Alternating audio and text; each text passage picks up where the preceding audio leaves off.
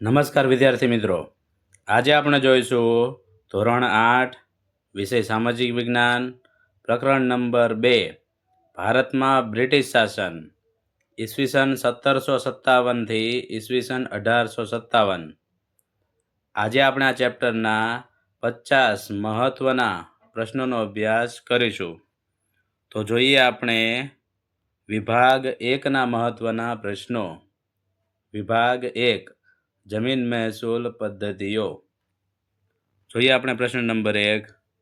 બંગાળમાં કાયમી જમાબંધી કોણે દાખલ કરી હતી? તો એ ઓપ્શન આપેલા છે, જેમાંથી સાચો જવાબ છે ઓપ્શન બી, લોર્ડ કોર્નવોલિસ. બીજો પ્રશ્ન જોઈએ, રૈયતવારી પદ્ધતિના પ્રણેતા કોણ હતા? તો ઓપ્શન આપેલા છે, એમાંથી સાચો જવાબ છે ઓપ્શન એ, થોમસ મુનરો. પછી જોઈએ પ્રશ્ન નંબર 3. મહાલવારી પદ્ધતિમાં મહાલ શબ્દનો અર્થ શું થાય છે? તો અહીંયા જે ઓપ્શન આપેલા છે એમાંથી સાચો જવાબ છે ઓપ્શન સી, ગામ કે ગામનો સમૂહ. મહાલ શબ્દનો અર્થ થાય ગામ કે ગામનો સમૂહ. પછી આપણે જોઈએ પ્રશ્ન નંબર 4. કાયમી જમાબંધીમાં જમીનદાર મહેસૂલના કેટલા ટકા હિસ્સો પોતાની પાસે રાખતો? તો અહીંયા ઓપ્શન આપેલા છે, એમાંથી સાચો જવાબ છે ઓપ્શન બી, 1% અથવા 1/10 ભાગ. પછી આપણે જોઈએ પ્રશ્ન નંબર 5. મહાલવારી પદ્ધતિ ઉત્તર પશ્ચિમ ભારતમાં કોણે દાખલ કરી હતી? તો અહીંયા ઓપ્શન આપેલા છે, એમાંથી સાચો જવાબ છે ઓપ્શન બી, હોલ્ટ મેકેન્ઝી. હવે આપણે વિભાગ 2ના મહત્વના પ્રશ્નો જોઈએ. વિભાગ 2 ખેતી અને રોકડિયા પાકો. કળી, કપાસ, અફીણ. જોઈએ પ્રશ્ન નંબર 6. ગળીનો છોડ કયા પ્રદેશના આબોહવામાં થાય છે? તો અહીંયા ઓપ્શન આપેલા છે, એમાંથી સાચો જવાબ છે ઓપ્શન સી, ગરમ. પછી આપણે જોઈએ પ્રશ્ન નંબર 7. ભારતની ગળીની માંગ યુરોપમાં કેમ વધી હતી? તો અહીંયા જે ઓપ્શન આપેલા છે એમાંથી સાચો જવાબ છે ઓપ્શન એ, કાપડને રંગવા માટે. પછી આપણે જોઈએ પ્રશ્ન નંબર 8. ગળીના ઉત્પાદનની 2 પ્રથાઓ કઈ હતી? તો અહીંયા જે ઓપ્શન આપેલા છે એમાંથી સાચો જવાબ છે ઓપ્શન બી, નીજ અને રૈયતી. પછી આપણે જોઈએ પ્રશ્ન નંબર 9. ગળીના રમખાણો કયા વર્ષમાં થયા હતા? તો એનો સાચો જવાબ છે ઓપ્શન બી, 1859-60. પછી આપણે જોઈએ પ્રશ્ન નંબર 10. કયા પાકનો ઉપયોગ નશાકારક પદાર્થ તરીકે થતો અને તે ચીન મોકલવામાં આવતો? તો અહીંયા આપણને જે ઓપ્શન આપેલા છે એમાંથી સાચો જવાબ છે ઓપ્શન સી, અફીણ. પ્રશ્ન નંબર 11. ગળીના ઉત્પાદનમાં નીજ પ્રથા એટલે શું?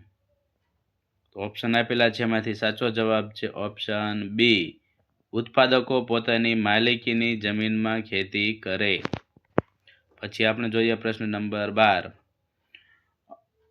અંગ્રેજો ભારતના કયા પ્રદેશને ગળીના ઉત્પાદન માટે મુખ્ય ગણતા? તો જે ઓપ્શન આપેલા છે એમાંથી સાચો જવાબ છે ઓપ્શન સી, બંગાળ. પછી જોઈએ પ્રશ્ન નંબર 13. કપાસ એ કયા પ્રદેશનો મુખ્ય રોકડિયો પાક હતો? તો આપણને ઓપ્શન આપેલા છે, એમાંથી સાચો જવાબ છે ઓપ્શન બી, પશ્ચિમ ભારત. હવે આપણે જોઈએ વિભાગ 3 આદિવાસી બળવા અને નેતાઓ. આપણે એના મહત્વના પ્રશ્નો જોઈએ. તો જોઈએ પ્રશ્ન નંબર 14. બિરસા મુંડાનો જન્મ ક્યાં થયો હતો? તો ઓપ્શન આપેલા છે, એમાંથી સાચો જવાબ છે ઓપ્શન એ, ઉલી હાતુ. પછી આપણે જોઈએ પ્રશ્ન નંબર 15. મુંડા વિદ્રોહ કયા વિસ્તારમાં થયો હતો? અહીંયા જે આપણને ઓપ્શન આપેલા છે એમાંથી સાચો જવાબ છે ઓપ્શન બી, છોટા નાગપુર. પ્રશ્ન નંબર 16, કોલ બળવો કયા વર્ષમાં થયો હતો? તો એનો સાચો જવાબ છે ઓપ્શન એ 1831-32. પ્રશ્ન નંબર 17, સંથાલ બળવો ના નેતા કોણ હતા? તો એનો સાચો જવાબ છે ઓપ્શન બી સિદ્ધુ અને કાન્હુ. પ્રશ્ન નંબર 18, બિરસા મુંડાએ કયા આંદોલનનું નેતૃત્વ કર્યું હતું? તો એનો સાચો જવાબ છે ઓપ્શન એ ઉલ ગુલાન. પ્રશ્ન નંબર 20, બિરસા મુંડાનું અવસાન ક્યારે થયું હતું?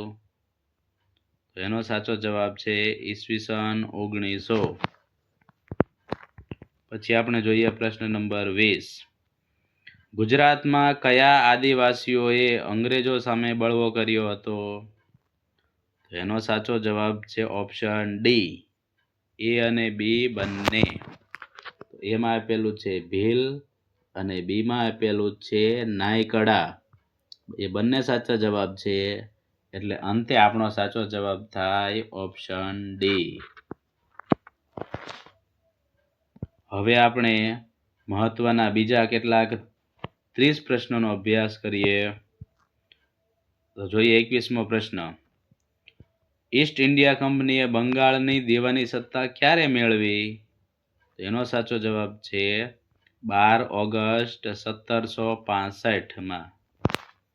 22મો પ્રશ્ન, કઈ પદ્ધતિમાં ખેડૂતને જમીનનો માલિક બનાવવામાં આવ્યો હતો? તો એનો જવાબ છે રૈયતવારી પદ્ધતિમાં. પ્રશ્ન નંબર 23, અંગ્રેજો કપાસ કયા દેશમાં નિકાસ કરતા હતા? એનો જવાબ છે ઇંગ્લેન્ડ. પ્રશ્ન નંબર 24, બિરસા મુંડા કયા દેવની પૂજા કરવાનું કહેતા? એનો સાચો જવાબ છે સિંગબોંગા, એક જ દેવ. 25 નંબરનો પ્રશ્ન, ગળીના છોડમાંથી કયો રંગ નીકળતો? એનો જવાબ છે વાદળી. ગળીના છોડમાંથી વાદળી રંગ નીકળતો. પ્રશ્ન નંબર 26, કયા ગવર્નર જનરલે સનદી સેવાઓ શુદ્ધ કરી? એનો જવાબ છે કોર્નવોલિસ.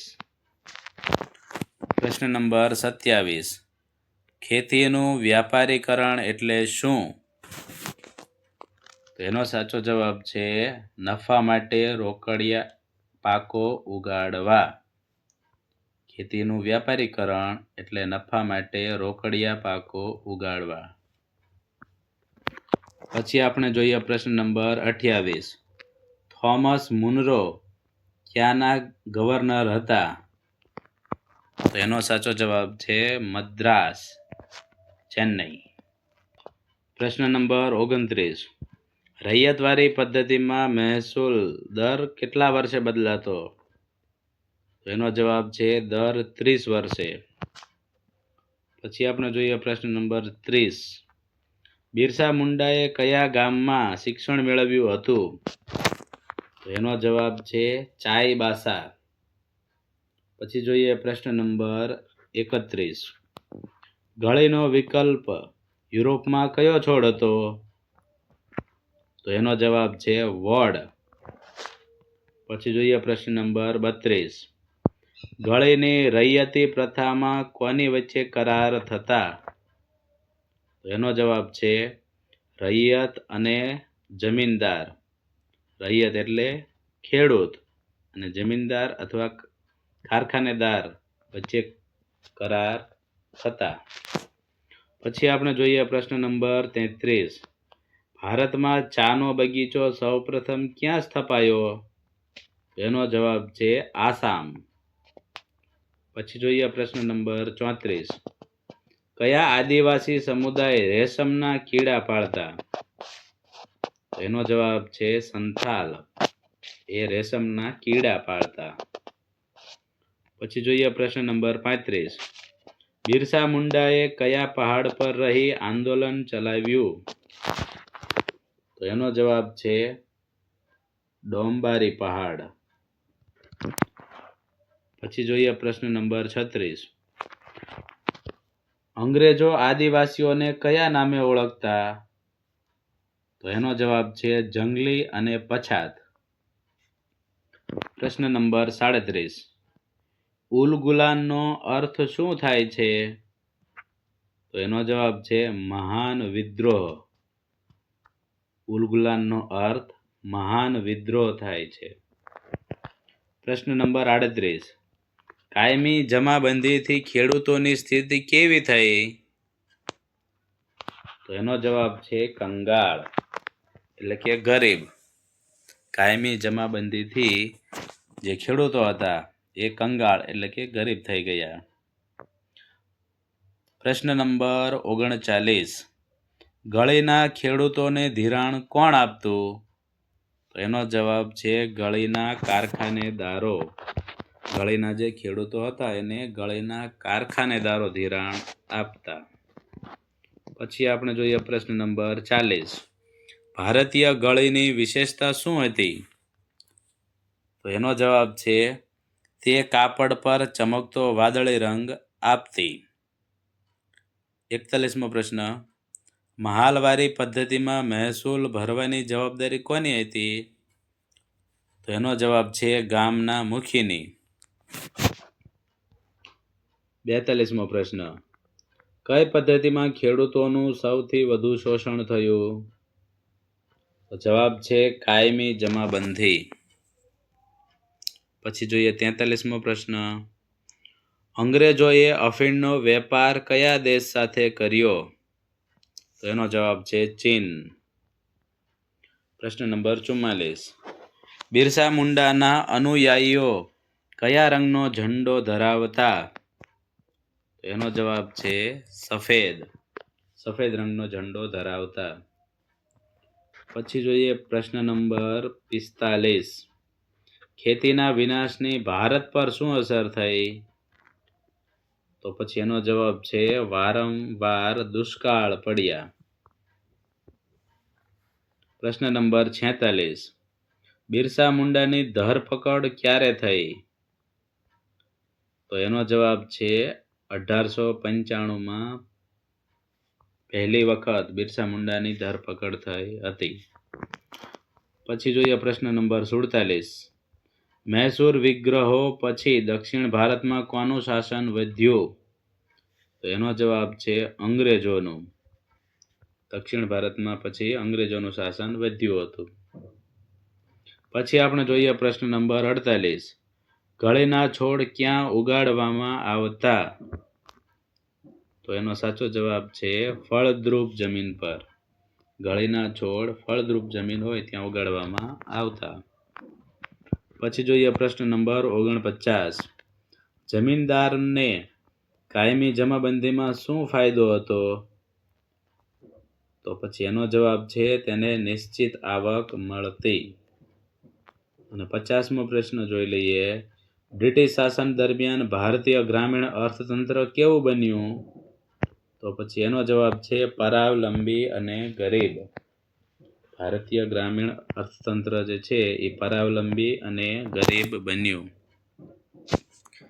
વિદ્યાર્થી મિત્રો, જો તમને અમારો આ વિડીયો પસંદ આવ્યો હોય તો વિડીયોને લાઈક કરજો, કમેન્ટ કરજો, શેર કરજો અને અમારી યુટ્યુબ ચેનલને સબસ્ક્રાઈબ કરજો. જય હિન્દ, જય ભારત.